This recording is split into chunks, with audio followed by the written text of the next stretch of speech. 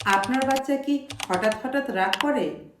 তার ছোট্ট একটা কথা না মানলে সে কি চিৎকার করে, জিনিস ছুঁড়ে মারে, মাটিতে গড়াগড়ি করে?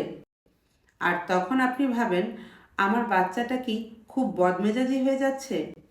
এখনই থামুন, এই ভিডিওটা শেষ পর্যন্ত দেখুন, কারণ আজকে আমি আপনাকে এমন কিছু কথা বলবো যা জানলে আপনি বুঝতে পারবেন আপনার বাচ্চা খারাপ না, সে শুধু নিজের কথা বোঝাতে পারছে না। আর এই ভিডিওর শেষে আমি এমন একটা টিপস শেয়ার করব যেটা অ্যাপ্লাই করলে 7 দিনের মধ্যে বাচ্চার রাগ অনেকটাই কমে যাবে। ভিডিওটি শুরু করার আগে এখন আমার এই চ্যানেলটি যারা সাবস্ক্রাইব করেননি এখনই সাবস্ক্রাইব করে দিন। আর হ্যাঁ, এই ভিডিওতে একটা লাইক দিতে ভুলবেন না। প্রথমেই জেনে নিই বাচ্চার রাগ করার কারণগুলো কি কি।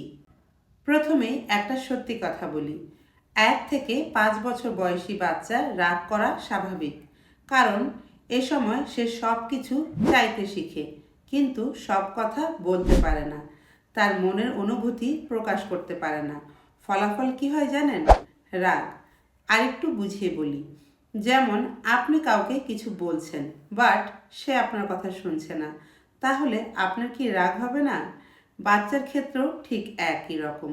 বাচ্চার রাগ মানে খারাপ ব্যবহার না, বাচ্চার রাগ মানে বাচ্চা হেল্প চাইছে।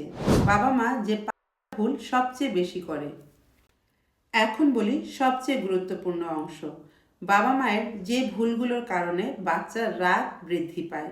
ভুল নাম্বার 1, চিৎকার করা। বাচ্চা যখন রাগ করে বাবা মায়েরা তার সাথে চিৎকার করে, এক্ষেত্রে বাচ্চার রাগ কিন্তু কমে না, বরং বাচ্চা মনে করে রাগ করা মানেই হচ্ছে চিৎকার করা, ফলে সেও কিন্তু বাবা মাকে কপি করে এবং চিৎকার চেঁচামেচি করতে থাকে।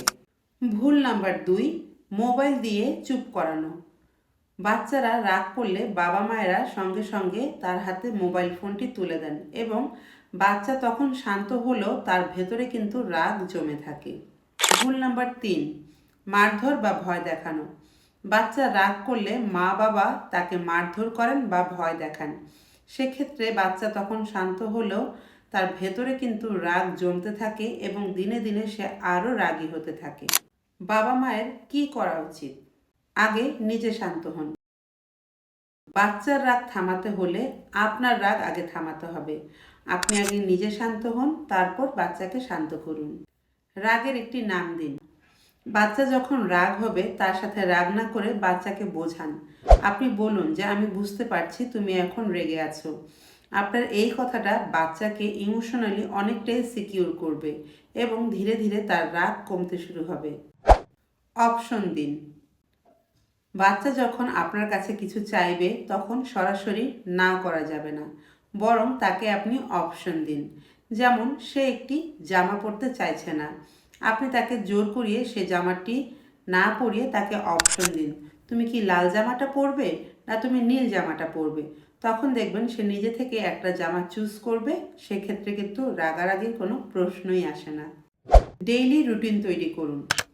বাচ্চার প্রতিদিনের খাবার, ঘুম, খেলাধুলার একটা নির্দিষ্ট রুটিন তৈরি করুন এবং সেই রুটিনটি আপনি মেনে চলুন।